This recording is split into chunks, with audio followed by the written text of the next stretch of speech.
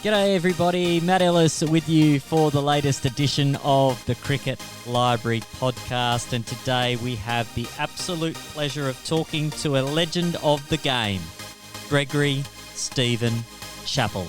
And the whole crowd rises now to Greg Chappell.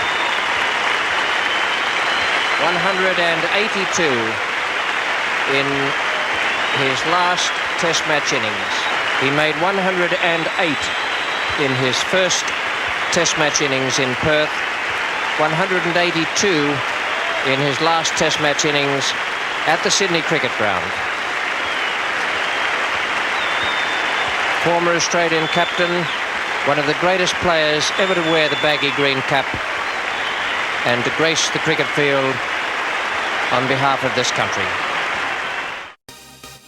Today, Greg shares with us the origins of his passion for cricket, breaking into the first-class arena, the influence of Sir Donald Bradman, a letter from his father that transformed the way he played cricket, his double hundred and big partnerships with his brother in New Zealand, his reflections on his time coaching in India, navigating playing in an era when he was balancing cricket, work and family, and finally, we get to hear about some of the great work Greg is doing through his foundation, the Chappell Foundation. It's time now to sit back, relax, and enjoy our chat with Gregory Stephen Chappell.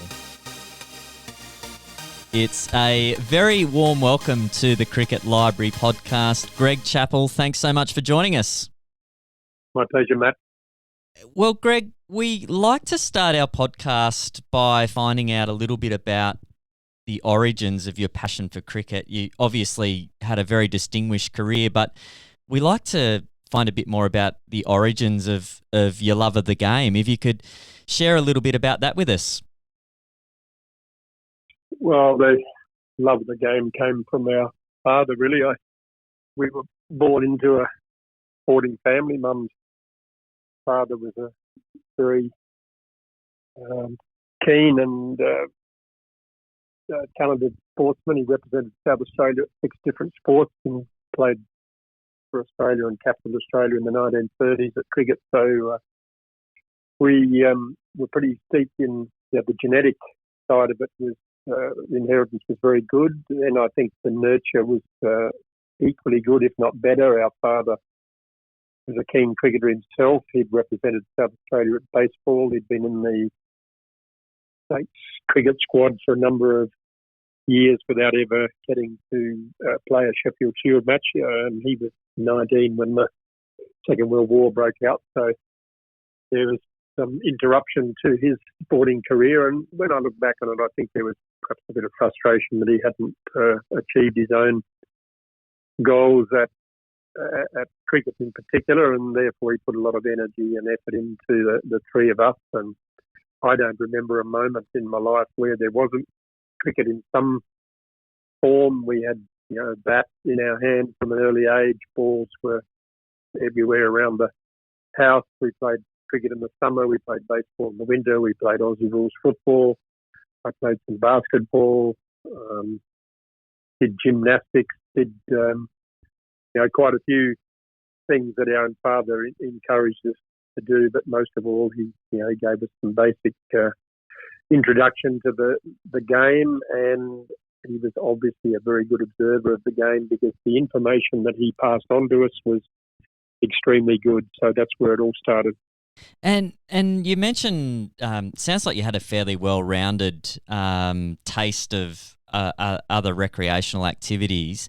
At what point did you look to pursuing cricket? When did you think this is something that you could do really well? Yeah, I grew up obviously dreaming of playing cricket for Australia. All of us, not only in our family, but all of our mates who played cricket all had that dream. I think it was largely a pipe dream. I don't know that I ever expected it to happen, but Ian's 5 years older than me, and he was sort of the trailblazer from the sporting sense for me because I was 13 when he first got selected to play cricket for South Australia. So I think that was a bit of a turning point that, wow, if the bloke in the next bedroom can play for South Australia, maybe that's something I can aspire to. And I was 16 when he got selected to play in his first test match. So I think that was the point that I thought it was possible. Ian had been off to England and played some Lancashire League cricket, and that sounded pretty good. So I started thinking that those things were possible because of the example that was shown to me, as I say, from the bedroom next door. So that was the point at which I thought, well, if I work hard enough, maybe there's a chance that I can do that. Ian had a reasonably distinguished schoolboy career. He'd represented South Australia at baseball as well as cricket. By the time he was sort of 19, 20 years of age, he was selected in an Australian baseball team before he played cricket for Australia. So there was a pretty good example for me to follow. Winter baseball was a winter sport in those days, so we could play cricket in the summer and baseball in the winter. So it was bat and ball sports all year round. And I can remember when it came to the end of the cricket season, I couldn't wait to get the baseball bat in my hand. And by the end of the baseball season, I was ready for a game of cricket. So it was just throughout the year, we were catching, throwing, hitting balls, and every waking moment. As a youngster growing up in Adelaide, we were outdoors. Our backyard was a sports arena. We had a cricket pitch in the backyard. We played, we played baseball. We'd had a little golf course layout in the backyard. So mainly putting. Yeah. We put jam tins in the back lawn so we could have putting competitions. And when it got dark, we came inside and we played, cricket matches in the hallway with miniature bat and marbles or ping pong balls and all sorts of things. And Ian had bought a book called The Fireside Book of Baseball, which had a dice game of baseball in it. So in the winter months when we weren't playing outdoors, we were playing dice baseball indoors. So it was pretty heavily, we were heavily immersed in sport, particularly those two sports. But I loved my Aussie rules football at school. I enjoyed my basketball. So we were doing something all day, every day, and as long as we could. We were involved in some sort of sporting contest, and it was always a contest. Dad insisted that whenever we played cricket, we played it seriously. He made sure we played with a hard ball from an early age. Didn't give us any pads and gloves to play with. So the theory behind that was if you learned to use the bat properly, you wouldn't need pads and gloves anyway. Yeah. And learning to watch the ball as well, no doubt. Yeah, well, that was a big part of his his training, as I say, from a very early age. Even at the dinner table, if you wanted the pepper and salt, someone threw it to you. So we were catching from a very early age, and we learned to watch the ball. Dad taught me to catch by standing behind me, and I would have been 3 years of age, maybe younger. Wow. He would throw a ball at the wall from behind me, so I couldn't see it leave his hand, so I had to pick it up in the air as it came over my shoulder and then catch it as it rebounded off the wall. So I don't know where he learned that trick, but it obviously worked from the point of view of making us watch the ball. Because I think if I remember a conversation we had years ago, his view was that if he stood in front of us, we would look at him. Yep. And probably look at his face rather than watch the ball. Whereas if he took that out of it, then we would be looking at the wall to pick the ball up as soon as it came into view. So we were fiercely focused on the ball once it came into view. So I don't know if anyone else has ever done it, and I don't know whether there's ever been any studies on it, but I reckon that taught me to watch the ball. Wow. And breaking into first-class cricket, you come into the South Australian team. Les Favell's the captain there at South Australia at the time. You make a couple of half-centuries in your in your first game, 100 in your first season, like your first 100 up there against Queensland. What are your reflections as a young man breaking into first-class cricket? Yeah, it all happened reasonably quickly. I didn't play any club cricket other than in the school holidays because we went to a school called Prince Alfred College in Adelaide, which, in the day, Prince Alfred College, St Peter's College and Adelaide Boys High School all played in the men's B grade competition. So if you got in the first 11 at school, you were playing in the men's B grade competition. So it was really strong cricket. I was 14, I think, when I broke into the first 11. And my first school game on the front oval at our school was against West Torrens B grade cricket team. And in that team, in that West Torrens team, there were a couple of former Sheffield Shield players. There were a couple of guys that had represented South Australia at baseball.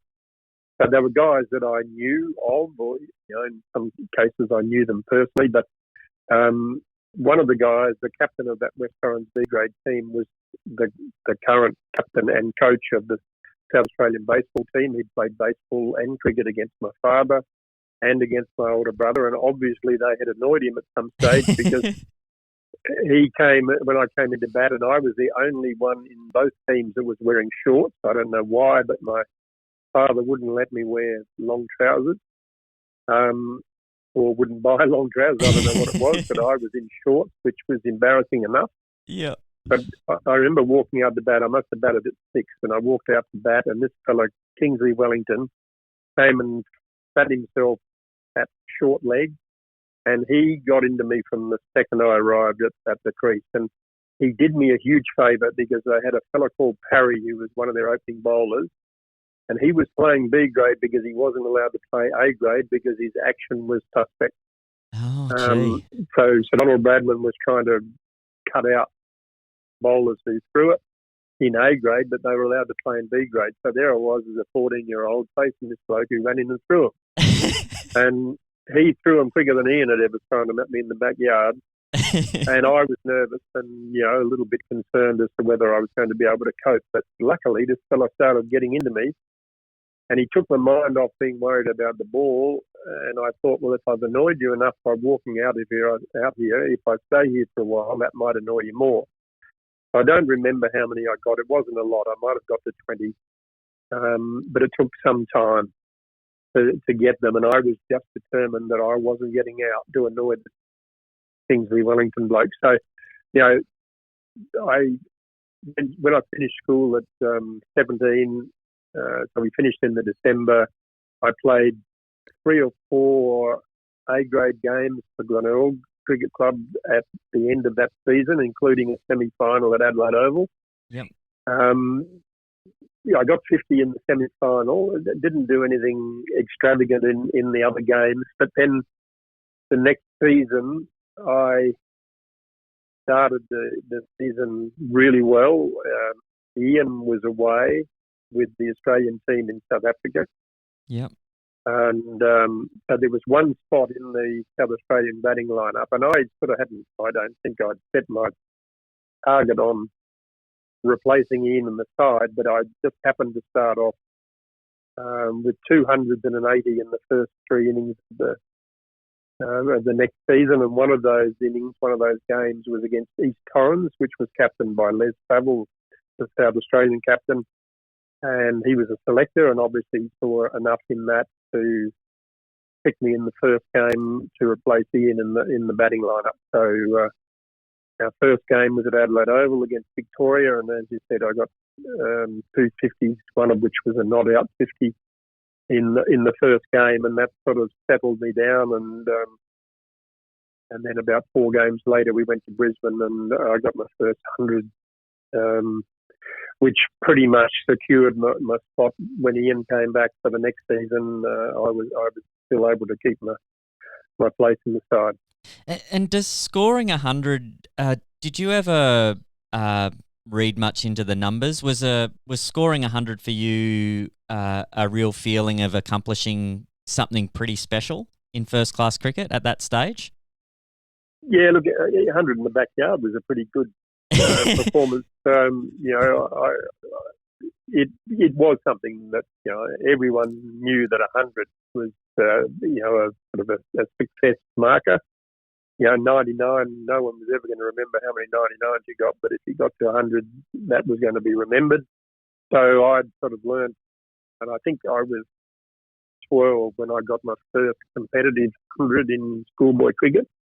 Yep. And I can remember the exact oval and the time and place of when I did it. So obviously it's a memorable milestone, and I always counted my own runs because often we didn't have scoreboards. Most of the grounds either didn't have scoreboards in schoolboy cricket or no one was manning them anyway. So I wanted to know how many runs I was, so I got into the habit of counting my own runs, which was a blessing because it meant that you didn't make a mistake in the 40s or the 90s because you knew that I still had 3 more to get from a 50 or 4 more to get from 100. I didn't want to do all that work and find out I'd got myself out at 96.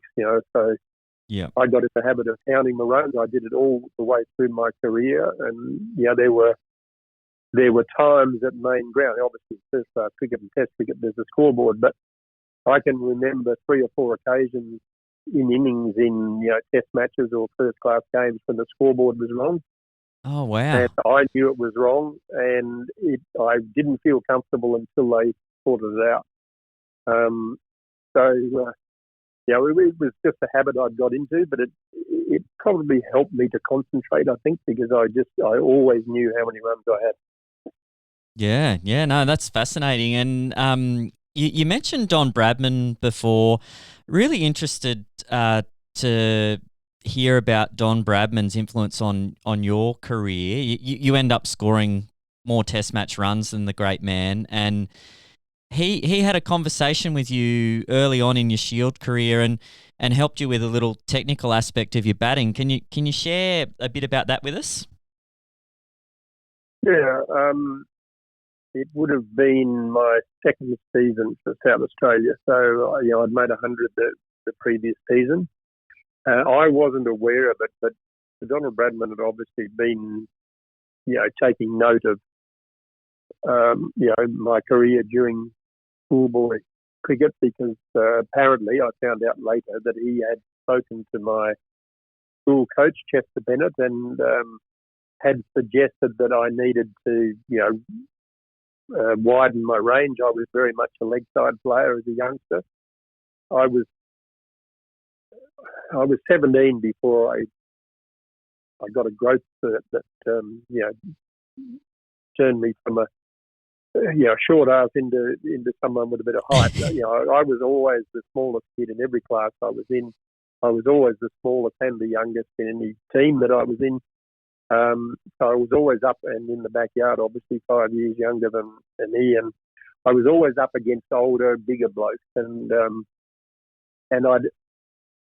I don't know whether someone had taught me to hold the bat in this way, but my top hand, the back of my top hand faced the bowler, which is a very good grip for leg side play, but it's not a great grip for offside play. It's really hard to sort of work back against that wrist.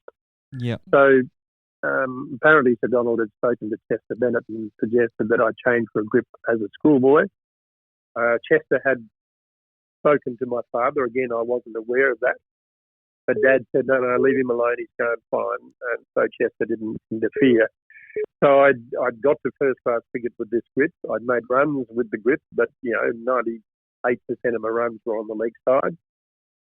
We were playing a game against India in the second season that I played South Australia, and we were in the visitors' dressing room at Adelaide Oval because it's a smaller dressing room. So they gave the bigger dressing room to the visiting team, and the South Australian team was shunted into the smaller visitors' room. And so Donald was a selector. He was chairman of South Australian cricket as well as chairman of Australian cricket and a selector for Australia as well. But he used to come into our dressing room, the South Australian dressing room, every morning of a home game, and he'd have a cup of tea with Les Saville. Yeah. Just talk whatever they talked about. Rarely did Sir Donald stop and talk to the players. Occasionally, if there was a Test cricketer in the room, like a Barry Jarman or Neil Hawke or Eric Freeman or someone like that, he might stop and have a quick word with one of them, but rarely did he talk to the younger blokes. Well, not rarely, never. So he was in the dressing room this morning, and the sort of entrance and exit for this visitor's dressing room is quite narrow, and I just happened to be near the exit, just accidentally. And I think there must have been some bats in the dressing room for autographing, and I must have picked up one of these bats, and I was shadow batting. Yeah. Just near the entrance and exit to the dressing room, and Sir Donald started to leave, and I don't know what made me do it, but as he virtually walked past me, and he wasn't speaking, he wasn't stopping, but for some reason or other I said, "Good morning, Sir Donald," and he stopped, and he said, "Good morning, Greg." And he turned and started to go, and he said, "By the way," he stopped and came back, he said, "By the way, I'd change that grip if I were you." And I said, "What would you suggest?" And he said, "I'd suggest the grip that I use worked pretty well." And I said, "What was your grip?" And he said, "Oh, you can read about it in my book, The Art of Cricket." And I said, "Well, I've got a copy of your book at home, but you're here."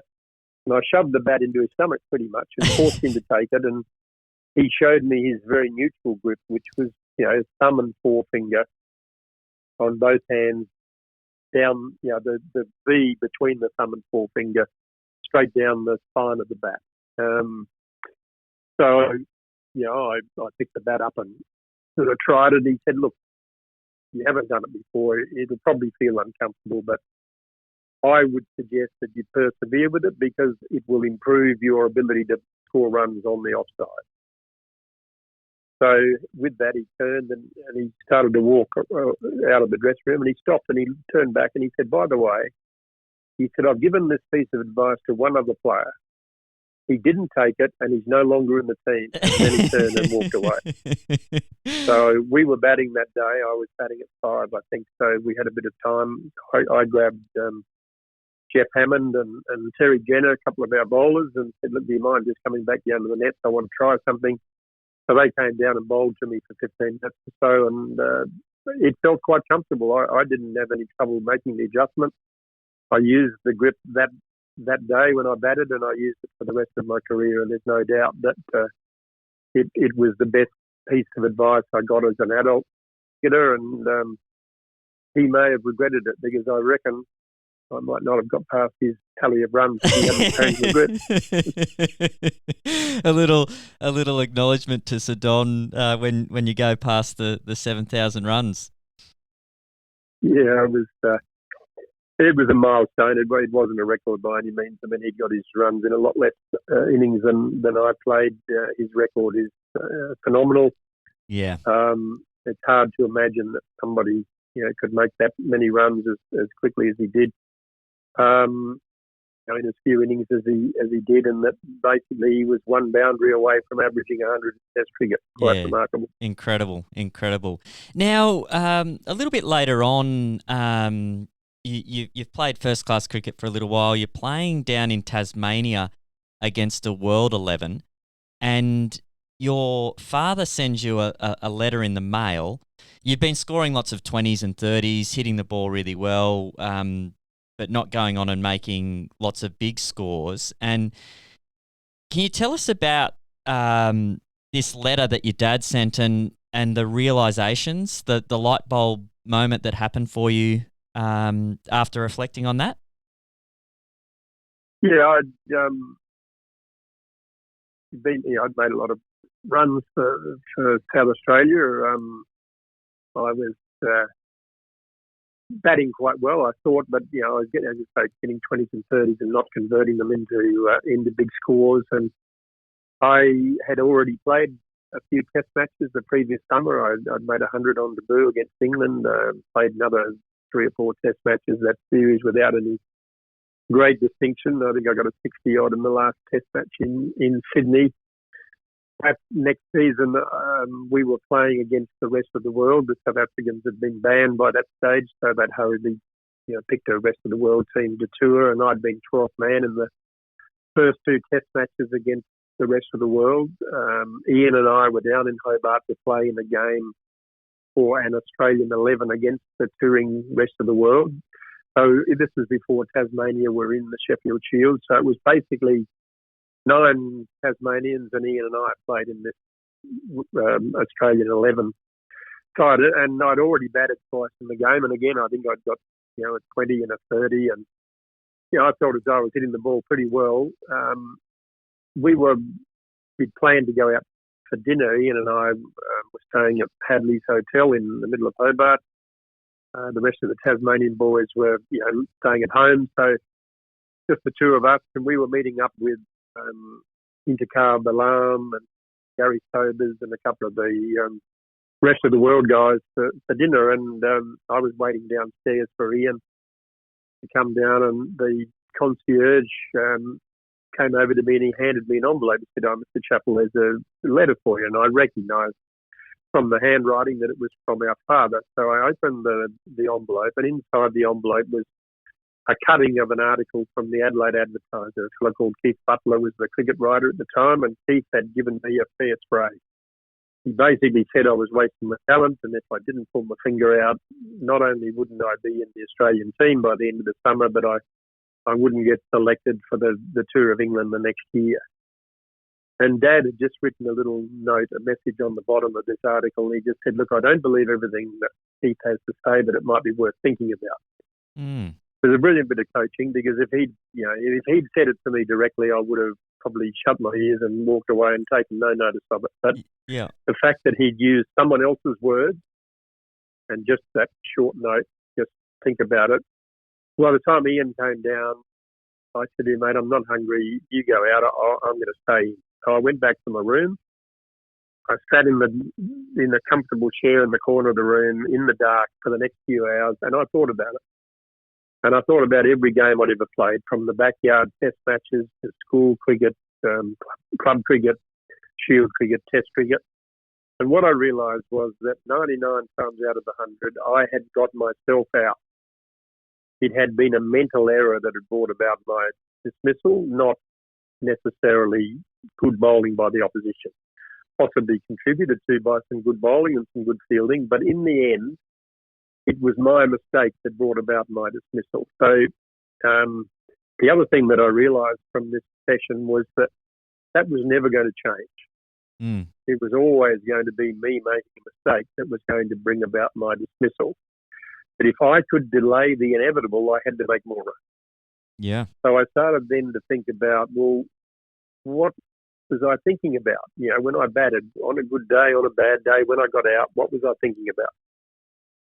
And I realised that on the good days, I wasn't thinking about much at all. I was just seeing the ball and responding to what was being bowled. On the bad days, I was usually either, a bit anxious, or generally I was thinking ahead too much. I was starting to predict what the bowler was going to bowl, and that was when mistakes came. Yeah. So the real epiphany for me was that it wasn't my physical ability that was going to define my career. It was going to be my mental ability and my concentration. And again, in that session, what I realised was that I did have a process that I used on occasions. And on the good occasions, I used it more than I did on the bad occasions. So I realised that was what I had to get good at. I'd been to I was working for the Coca-Cola bottlers in Adelaide at that stage in a management trainee course, and they'd sent us off on different personal development things, and I'd heard this fellow speak. I don't remember who he was or what his background was, but he talked about, because to be successful at something, you need to work out what the key components of that exercise is and get good at them. Yeah. And that night, sitting in the room at the Hadley's Hotel, I realised that that's what I had to get good at. I had to get good at my mental processes to make sure that I was concentrating and focused where I needed to be focused at the right time. So concentration is nothing more than being focused on what's important at that moment. Yeah. And what was important as a batsman was to see the ball leave the bowler's hand. So I had to make sure that I engaged with the bowler at the top of his run-up and see the ball leave his hands. That was what I had to get good at. And therefore, I had to have a mental process that made sure that by the time the bowler got to the top of his mark, I was engaged with him. But once the play was finished, I had to relax mentally momentarily, and it might only be a couple of seconds if it was a spin bowler. Yeah. But for me, I had to disengage with the last ball, have a moment of relaxation mentally, and then re-engage for the next one. And that realisation was the turning point in my career.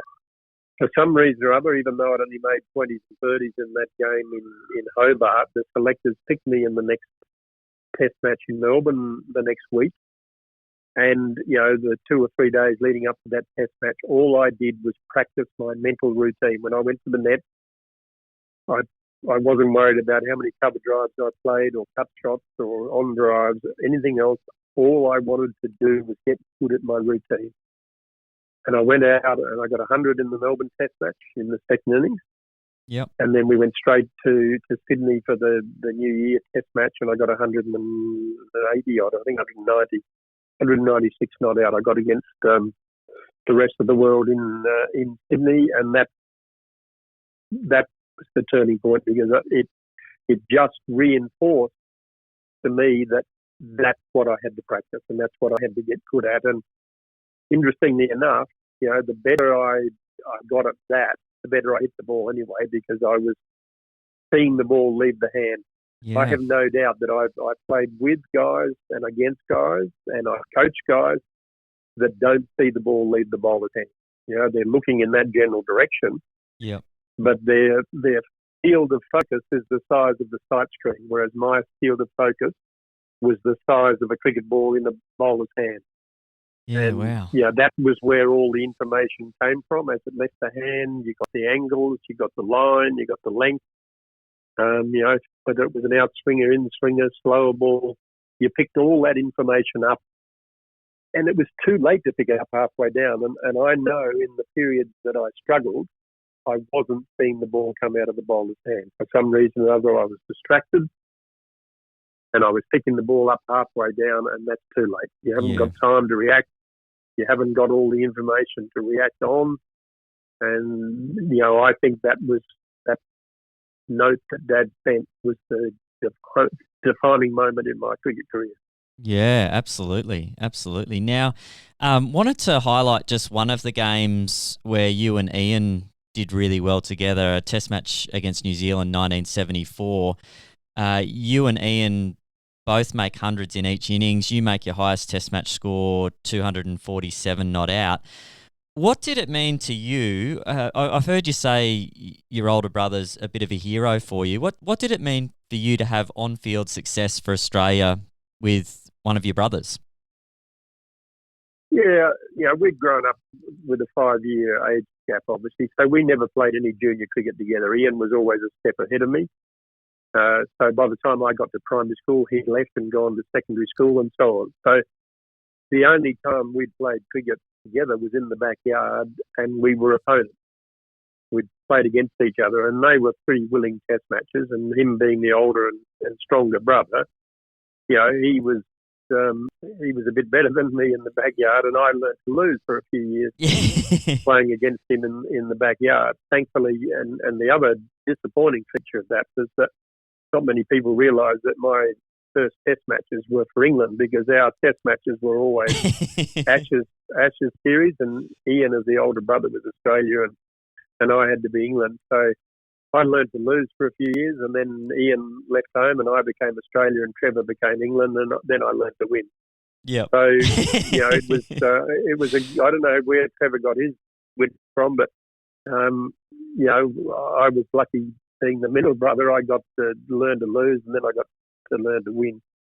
But so when we started playing playing with each other as adults, we struggled because we weren't used to seeing each other on the same side, and we had a few mix-ups running between wickets. Ian invariably got run out. I always said to him that the sign of a good runner was a bloke who was safe. So he had to start running a bit faster or reacting a bit quicker or something. But So it took us a little while, and probably the turning point was a few years before the game in New Zealand. We got 100 each in the last Test match in England at the Oval in '72, and that was the first really big partnership we had. Yeah. And that was was obviously a great thrill. Mum and Dad were there to see it. Trevor was in England playing cricket, and he was at the Oval that day as well. So it was a big family affair. But the one in New Zealand a couple of years later was obviously a big moment. We both got hundreds in each innings. I was filthy with Ian that he declared in the first innings. I was 247 not out, and I reckon I had 300 in my sight. Yeah. It was a pretty good wicket. But Ian decided he was going to declare. I argued with him, which we often did. Still do. But that's, he said, maybe we got to win the Test match. I said, no one's winning this Test match. This wicket's too good. You might as well let me get my 300 and then we'll see if we can bowl them out. But no, he decided he wanted to bowl New Zealand out, which we didn't do. We didn't win the game, and we batted again. It just shows you how good the wicket was, because we both got hundreds in the second innings as well. So in my mind, I've always thought that my highest score was 380, because I got 247 not out in the first innings and then carried on and got 133 in the second innings. So as far as I'm concerned, that's all one inning. Yeah. Very good. Now, the era that you played cricket, you mentioned just before working for Coca-Cola, you also worked in insurance. Mm-hmm. How did you navigate playing cricket, being married, having children, tying it all in together in that sort of pre-professional era of the game? Yeah, it was a different world, obviously. I mean, I took off to England as a 19-year-old. I was lucky that to play county cricket prior to 1968, you had to qualify by residence.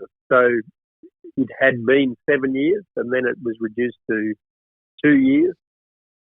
And I was never going to go and qualify by residence, because it would have meant missing at least one, maybe two domestic seasons at home, and I wasn't prepared to do that. So I was negotiating to play some second 11 cricket with Leicestershire when the new law came in that they could have one overseas player, and John Inverarity had been selected by Somerset as their overseas player for that season. He was subsequently picked up to play, selected to play for Australia, go on the tour of England in '68. So Somerset were left without an overseas player. So being young and naive, I sent them a telegram, which you did in those days. No mobile phones, no text messages. It was either snail mail or telegram. So I sent them a telegram and said, look, I noticed you haven't got an overseas player. I'm interested. Letter following. That was sent on the Friday. On the Sunday night, my father said to me, have you written a letter to Somerset yet? And I said, look, I'm kidding myself. I'm 19 years of age. They're not going to be interested in me. He said, well, you said you'd send a letter, so you'd better send it. So I wrote the letter and sent it off. And about 10 days later, the phone rings at home. Mum answers the phone and said, there's a fella from Somerset Cricket Club on the phone. It was the secretary, a fellow called Dickie Robinson. He said, Greg, we got your letter. We're very interested. When can you come? And I felt like saying, what about tomorrow? At that stage, I was working for the Shell Oil Company, and that was my first job out of school. I didn't sort of see myself having a career at the Shell Oil Company over the long term. So I thought, well, playing professional cricket, getting paid to play cricket 6 days a week as it was at that stage, sounds like a pretty good idea to me. So I took off to Somerset, and midway through, the first season was brilliant. I just loved it. Great learning experience, just life learning experience as well as cricket. But midway through the second season, I realised that wasn't the life that I wanted. I didn't see myself as a professional cricketer full time. I wanted to play for Australia, and to play for Australia, I had to make runs in Australia. Yeah. So I rang my dad and said, listen, this was about, it would have been June, July in '69. I was halfway through the second season. And I said to Dad, look, I'm done here. This will be my last season. I'll be back in September. Can you keep an eye out for a real job? Because, this is not what I want to do for a living. So I started reading.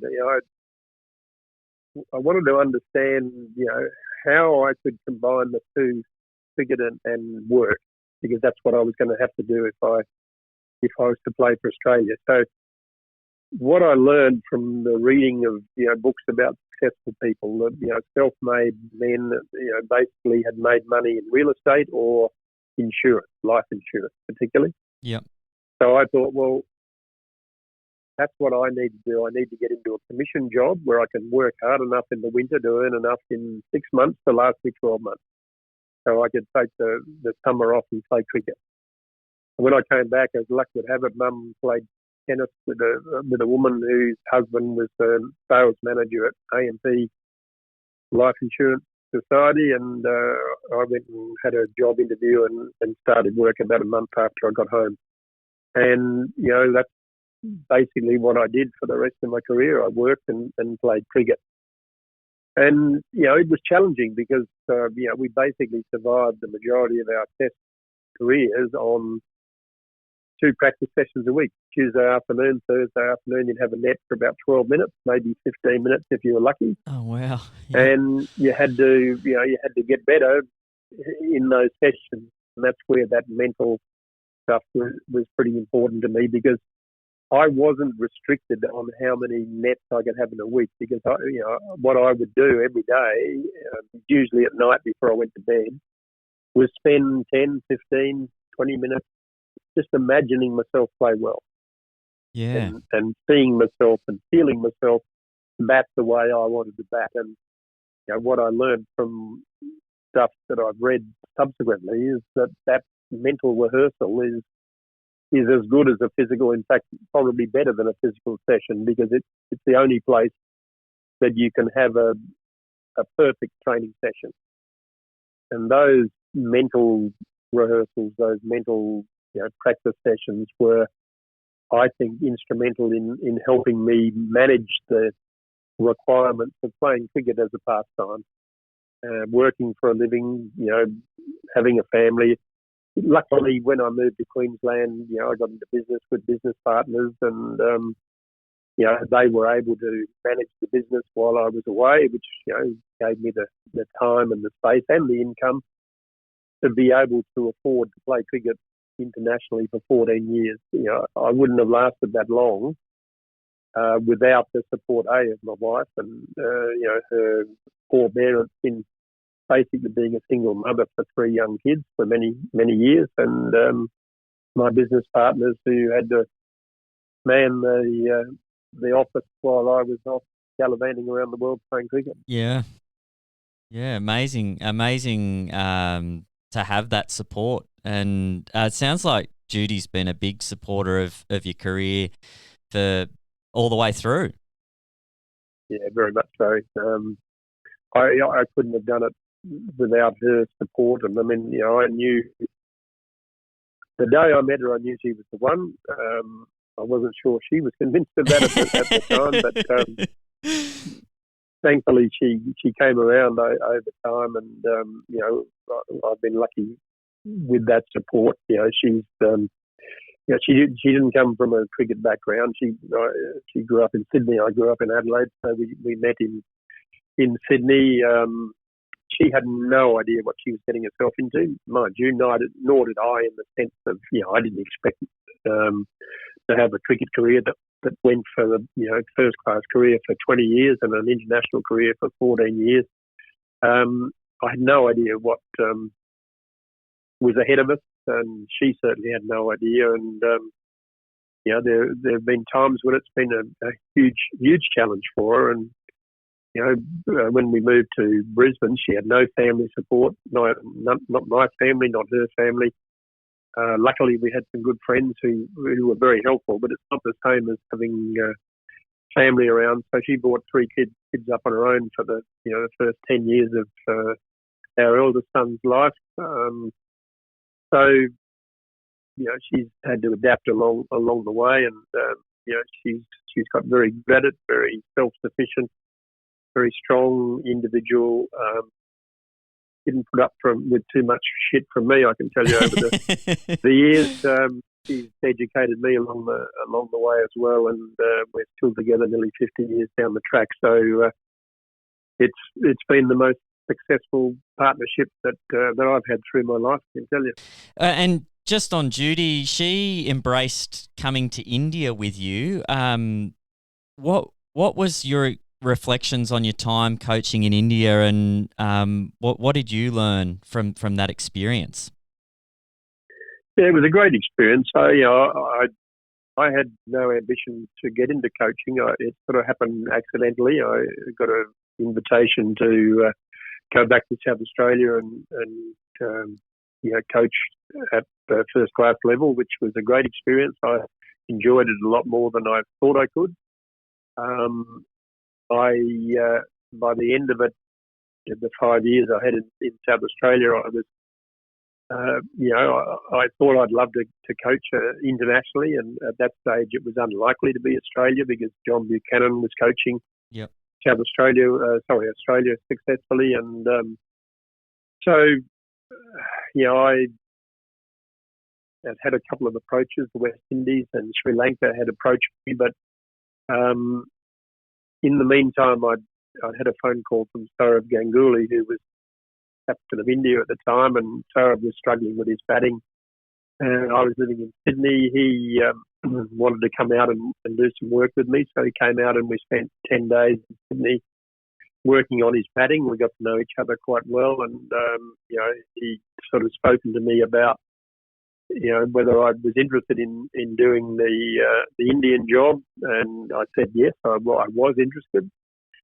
And so once he'd sort of expressed some hope that that was a possibility, once I'd been approached by the West Indies and the Sri Lankans, I put them on hold a bit, because I thought if I was going to coach at the international level, if it couldn't be Australia, then India was the place, because it was the power centre of cricket, had probably one of the best batting lineups that the world's ever seen, and it would be good to work with some of those guys. So the job came up. I went for an interview. I think there were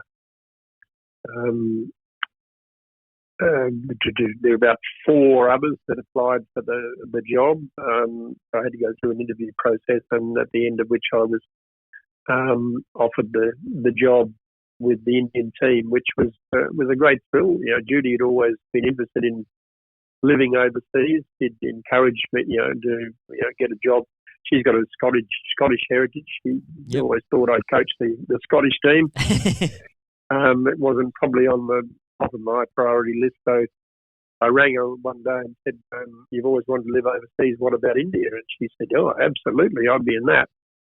So she really embraced it. We went to Bangalore and set up a base in Bangalore for the first few months. So once she realised that I was never going to be in Bangalore, we gave it up, and we used Mumbai as a base.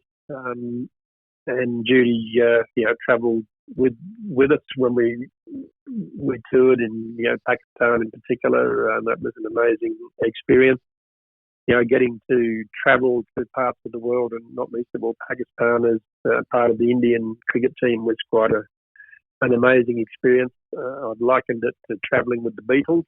Yeah, wow. Everywhere you went, there was a big crowd at the airport. Along the streets were always lined with people waving flags and whatever the Indian team came to town. So it was a huge experience.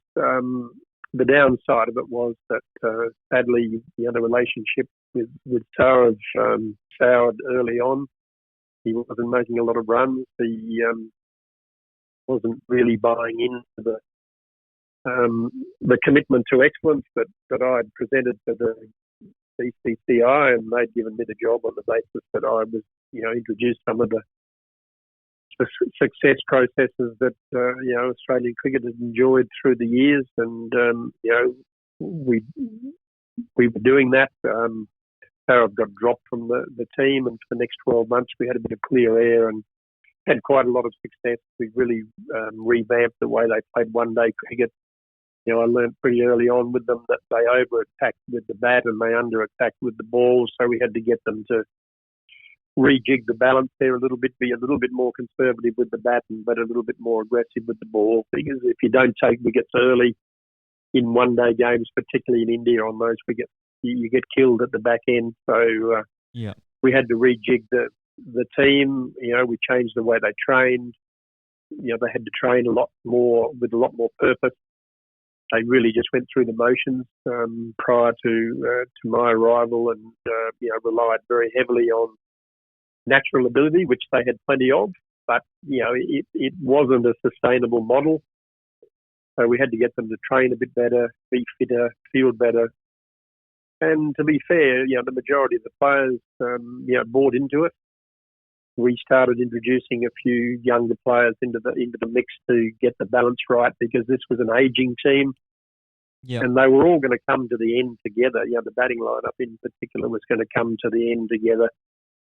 But even the bowlers, we had some talented bowlers, but they weren't fit enough. They'd bowl one good spell and then they'd struggle after that. The balance of teams, it was okay in India to have a spin-heavy attack, but when you went to Australia or England or South Africa or the West Indies, you needed pace bowling. So we changed their thought processes around. You've got to prioritise fast bowling. You've got to have some bench strength. You can't just pick 2 or 3. You've got to have half a dozen, because blokes are going to break down. You need to rest them from time to time, because the Indian team was on the road for 10 months of the year. So it was a pretty grinding and grueling schedule, and but really challenging. I really enjoyed working with Rahul Dravid when he became captain. MS Dhoni was a young player in the team at that stage. An outstanding individual, wonderful talent, but a terrifically balanced individual, a born leader. He was obviously going to be a captain of the future. But I was sort of there in the transition period, and we had to do a lot of things that challenge the system, challenge the individuals. And in the end, once Sarah was sort of forced back into the team for external reasons, it became fairly apparent that I wasn't going to be able to be there long enough. The 2 years that I did there was probably as grueling a 2 years as I've done anywhere. Yeah. Mentally, physically, emotionally, all of those things. Just being in that role, being involved in cricket in India with that under that spotlight was fairly challenging. And I thought that whilst I enjoyed it enormously, it wasn't worth damaging my health to try and see the job through. So even though they offered me an extension to the contract, I declined and left after the World Cup in 2007. Spent another 18 months coaching in India, in Rajasthan.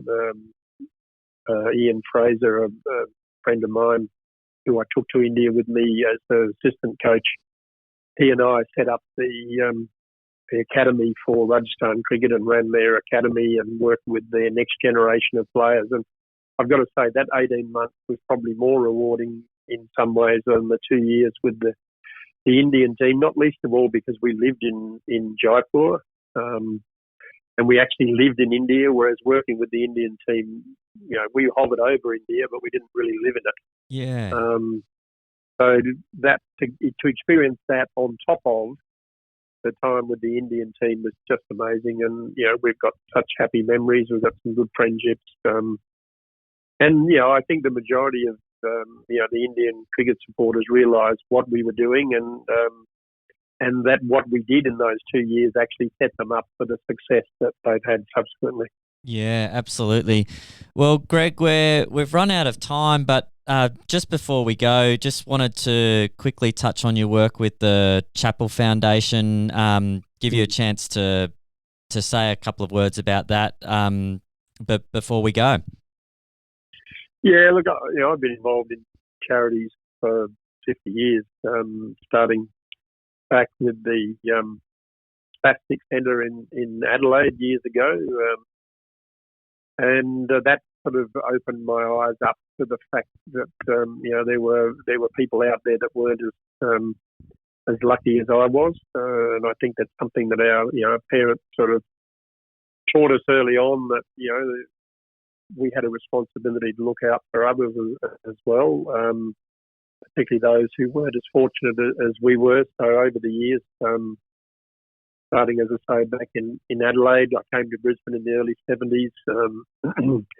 I got involved with the Royal Children's Hospital Foundation here, Leukemia Foundation in Brisbane for many years, Leukemia Foundation back in South Australia when I went back there, and then I helped set up the Leukemia Foundation in Sydney when I moved to Sydney after Adelaide. I spent, I've been 15 years an ambassador for the LBW Trust, which is a cricket-based charity, LBW standing for Learning for a Better World. Started by Peter Roebuck and Michael Coward, a couple of cricket journalists of high repute. They set up the LBW Trust to raise money in Australia to support tertiary education for underprivileged youth in cricket-playing countries around the world. We support thousands of young people in countries like India, Pakistan, Sri Lanka, Bangladesh, South Africa, Zimbabwe, to help their Afghanistan, to help them with their tertiary education. In that time at LBW Trust, I met a fellow called, I knew Darshak Mehta before then, but he was chairman of the LBW Trust. Darshak was born in India, but has lived in Sydney for 30-odd years. And when he stood down as chairman after 10 years with the LBW Trust, he had a bit of a break for a while. And one day he said to me, "We've got to do something in the Chappell name." And I said, "No, I'm not sure we do. I'm happy sort of doing what I do." And he said, no, we've got to do something in the Chappell name. So I thought about it. He sort of came up with a few thoughts about who we could support, but most of those sort of charities were well supported by government and other areas. I wanted it. Firstly, it had to be in Australia. Yep. Secondly, it had to be about young people. And Judy and I had been living in Melbourne. I was working with Cricket Australia in Melbourne for 3.5 years, and we lived in East Melbourne with the Fitzroy Gardens as our front garden. And I used to go into the Fitzroy Gardens every morning for exercise, and I noticed that there were a lot of people who slept up in the Fitzroy Gardens. So it came to me that that was what we should support. So youth homelessness and at-risk youth is what we support, the Chappell Foundation. We're not a charity in that we don't do the front of line stuff. We raise money, we raise awareness through functions. And over the 4 years that the foundation's been going, we've raised best part of $4 million, which we use to support 7 charities who do real good work on the front line for youth homelessness and at-risk youth. They're all East Coast-based charities, one in Brisbane, one in Canberra, and the others are in Sydney. So services ranging for halfway houses, other support services, for mental health and so on. One thing I've learned, I was appalled to find out that there are in excess of 110,000 people homeless in Australia, 40% of which are under the age of 25, and many of them are young women. And that's a growing demographic and one that is just unacceptable in Australia. Yeah. A country with our wealth, the fact that we've got 110,000 or more people without a place to call home is just unacceptable. And you've only got to spend one night on the street to realise how bad that is. Yeah. And, no one chooses to be homeless. It happens to you. And we're all one bad marriage or one bad, get back from a job and, you all of a sudden could find yourself without a place to call home. A lot of kids couch surf at friends' homes. They're not all sleeping rough, but the demographic is growing.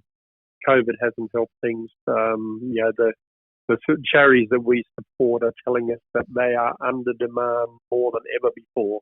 Yeah. And when we started this, I thought if we could turn one kid's life around, it'd be worthwhile. Well, thankfully, we're turning hundreds of kids' lives around, and it's highly rewarding. We go and see some of these kids. We have them come to our functions, and they get up and they speak and tell you their life story. It is heartrending to hear where some of these kids have come from. They start from so far back. So to be able to help some of them get their lives back together, and to hear the stories of how they've got their lives back together, thanks to the services that we're able to support, makes it all worthwhile. So any of your listeners want to help, www.chappellfoundation.com.au. They can help by donating some money, because I can promise you we're 100% volunteer charity. We don't have any overhead. We don't have an office. We don't have any staff. It's all volunteers. So virtually every dollar that we raise goes to helping these kids who've really had a bad start to life. Oh, that's tremendous, Greg. And yeah, I do encourage our listeners to get behind that. I'll put the details in the show notes. It's been an absolute thrill for me to chat with you, Greg, and really thoroughly appreciate you taking the time to share some of your insights on the success that you had throughout your career, and share some of the work you've been doing with the Chappell Foundation. Thanks so much for joining us on the Cricket Library podcast. Cheers, Matt. All the best with your podcast. A massive thanks to Greg Chappell for joining us on this edition of the Cricket Library podcast. That was a massive thrill for me, and I trust a thrill for you, the listener, as well, getting those wonderful insights from Greg into his playing career, and particularly the mental preparation that he undertook to be so successful at that level, and the way he was able to analyse his own performances and find those key indicators to success, and make himself the successful batsman that he was, the successful leader that he was for Australia for so many years in the wonderful game of cricket. And so good to hear about the continued work he's doing through the Chappell Foundation and helping so many homeless young people in the country to have better prospects for their life, and would strongly encourage you to support the Chappell Foundation if you're able to. Head to thechappellfoundation.com and donate there, and we'll put that information in the show notes as well for you, so you can track that down nice and easily. Well, that's the end of this season. We've finished on a massive high with Greg Chappell there. From the weeks coming forward, it'll be the Cricket Library Weekly with myself and Robbie McKinlay. Looking forward to bringing you the latest from cricket around Australia and beyond. Please make sure you subscribe. Please make sure you leave a rating and review, and tell your friends about the Cricket Library podcast. This has been Matt Ellis. Bye for now.